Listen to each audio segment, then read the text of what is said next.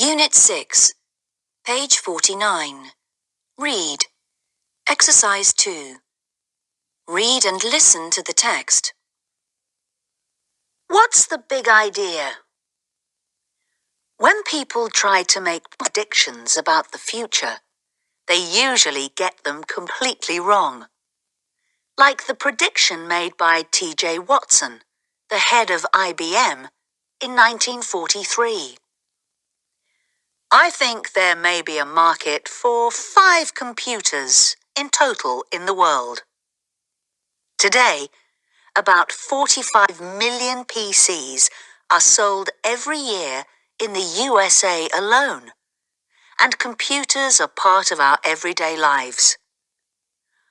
But what surprises does technology have in store for us in the future? The answer is nanotechnology. Nanotechnology is the science of building tiny machines, so small that they are invisible.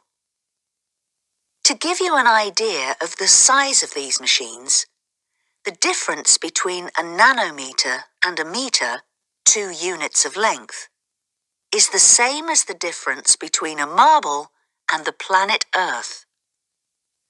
Most scientists agree that nanotechnology will change our lives in the future, but how? At the moment, it's difficult to predict whether this new technology will be like a wonderful dream or a terrifying nightmare. The dream. In the 1966 science fiction film Fantastic Voyage, an inventor develops an amazing new way to cure diseases. He shrinks a group of scientists and their submarine and injects them all into a patient.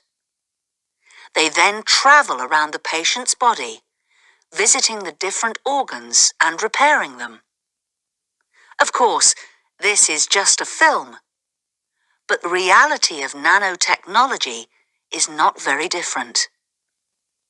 Scientists are already making nanobots, tiny robots that are smaller than a virus.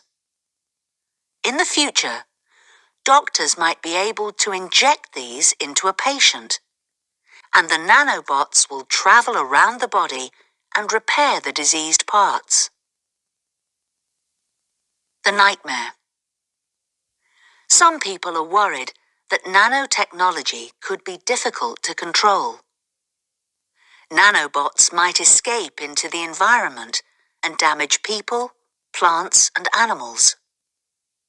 Others have even more serious worries. Eric Drexler is a futurist, a scientist who makes predictions about the future.